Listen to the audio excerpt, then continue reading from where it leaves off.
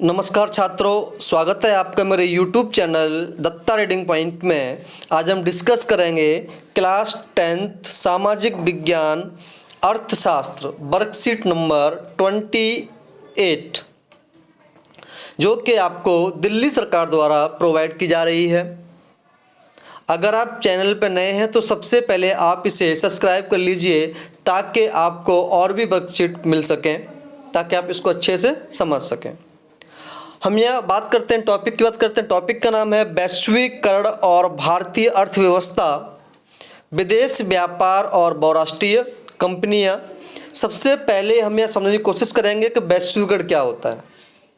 अगर हम छोटे से सामान्य तौर पर कहें कि किसी वस्तु का वैश्विक लेवल पर विस्तार हो जाना वैश्वीकरण कहलाता है। सिंपल सी लाइन है, जब कोई वस्तु एक जगह से दूसरी जगह उसका विस्तार हो जाता है तो हम उसको क्या कहते हैं, वैश्वीकरण कहलाता है। 20वीं शताब्दी के मध्य तक उत्पादन मुख्य देशों की सीमाओं के अंदर ही होता था। अगर हम बात करें आज से लगभग 20 शताब्दी में, तो वहाँ जो उत्पादन प्रोडक्शन हो रहा था वो देश की सीमा के अंदर ही हो रहा था, यानी कि देश के अंदर ही हो रहा था।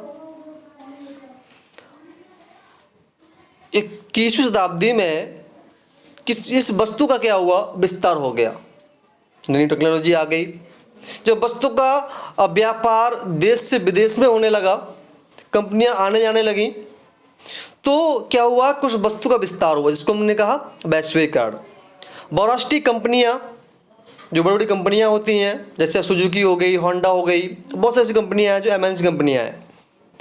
बहुराष्ट्रीय कंपनियां एक से अधिक देशों में उत्पादन पर नियंत्रण या स्वामित्व रखने वाली कंपनियां, ऐसी कंपनियां जो एक से अधिक देशों में चल रही हैं, जैसे पेप्सी हो गई, सुजुकी हो गई, होंडा हो गई, महिंद्रा हो गई, के परिदृश्य पर आने से पूर्व भारत जैसे देश से कच्चा माल खाद्य निर्यात होते थे और तैयार वस्तुओं का आयात होता था। उस समय उत्पादन लागत कम करने के एवं अधिक लाभ कमाने के लिए बहुराष्ट्रीय कंपनियां उन देशों में कार्यालय एवं उत्पादन के लिए कारखाना स्थापित करती हैं। यानी कि जब कोई कंपनी लगती है तो किस देश में जब जाती है तो देखती है सस्ता श्रम कहाँ मिल जाएगा, अधिक लाभ कैसे मिल सकता है।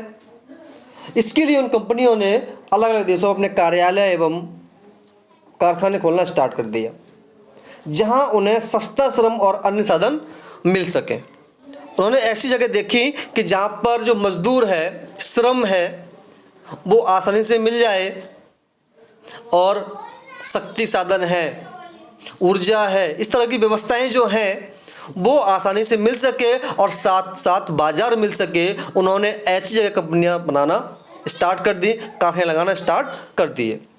बहुराष्ट्रीय कंपनियां वस्तुओं एवं सेवाओं का उत्पादन वैश्विक स्तर पर कर रही हैं। आजकल देखोगे तो ऐसी बहुत सी कंपनियां हैं जिसका जो व्यापार है, जिसका जो विस्तार है, सेवाएं हैं, वो अंतर्राष्ट्रीय लेवल पे है। आप सैमसंग कंपनी को देख लीजिए, कोरियाई कंपनी है, भारत में उसका उत्पादन है। LG, Philip, Sony, Mahindra, Honda, दुनिया भर ऐसी कंपनियां हैं जो अंतर्राष्ट्रीय लेवल पर काम कर रही हैं। भूमि, भवन, मशीन एवं अन्य उपकरणों की खरीद से व्यय की गई मुद्रा को निवेश कहते हैं। एक नंबर का भी क्वेश्चन आ जाता है कि निवेश से आप क्या समझते हैं, निवेश से आप क्या समझते हैं। तो यहाँ एक लाइन में दिया गया है कि भूमि, भवन, मशीन एवं अन्य उपकरणों की खरीद में व्यय की गई मुद्रा को निवेश कहते हैं। अगर हमने कोई ज़मीन खरीदी है, कोई घर खरीदा है, कोई मशीन खरीदी है या कोई अन्य उपकरण खरीदा है, वहाँ हमने पैसा खर्च कर दिया, उसमें लगा दिया, वो चीज़ हमने ले ली, हम उसको बोलते हैं इन्वेस्टमेंट। यानी कि भूमि, भवन, मशीन, अन्य उपकरणों को खरीदने में जो पैसा खर्च हुआ है उसको मुद्रा को निवेश कहा जाता है। बहुराष्ट्रीय कंपनियां द्वारा किए गए निवेश को विदेशी निवेश कहते हैं।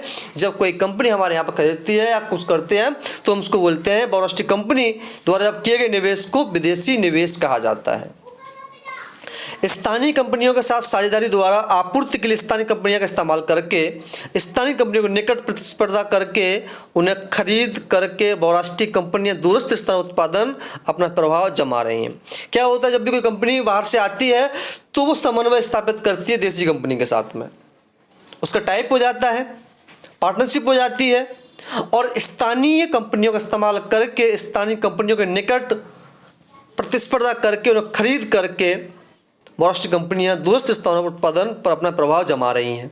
उनसे पार्ट बनवाती हैं, असेंबल करती हैं और उसको आगे बेच देते हैं। ऐसा नहीं है कि सैमसंग कंपनी है या सुजुकी कंपनी है कि सारा काम वही कर रही, नहीं, वो टायर किसी और से बनवा रही है, जो स्थानीय कंपनियां हैं, गियर किसी और से बनवा रही है, टंकी किसी और से बनवा रही है, उसको असेंबल करके और एक लोगो लगा रही है सुजुकी। तो सुजुकी कंपनी है, तो यहाँ आने के बाद वो किसी से टाइप करेगी और टाइप करने के बाद अपना बिजनेस जो है स्थापित करेगी। और विदेशी व्यापार, हम बात कर रहे हैं, विदेशी व्यापार विभिन्न देशों को आपस में जोड़ने का मुख्य माध्यम भी रहा है। अगर हमारा संबंध किसी दूसरे देश से होगा तो हमारे आपस में संबंध जो होंगे वो जुड़ जाएंगे और व्यापार के माध्यम से ये जोड़ा जा रहा है। व्यापार हित के कारण ही ईस्ट इंडिया कंपनी भारत की ओर आकर्षित हुई और व्यापार जो करने के लिए ही भारत में 1600 ईस्वी में ईस्ट इंडिया कंपनी स्थापित की गई।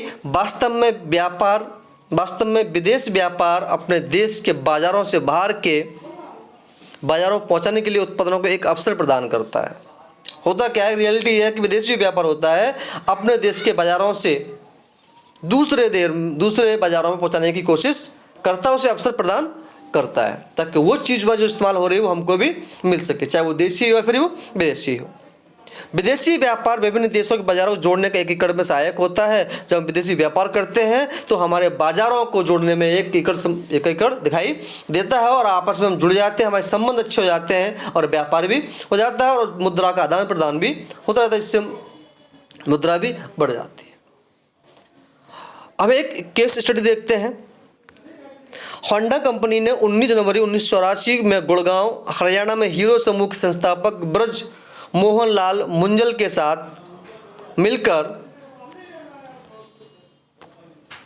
होंडा कंपनी की स्थापना की। हीरो होंडा, यानी कि होंडा कंपनी विदेशी कंपनी थी और 1984 में गुड़गांव हरियाणा में हीरो का एक समूह था टाइप किया।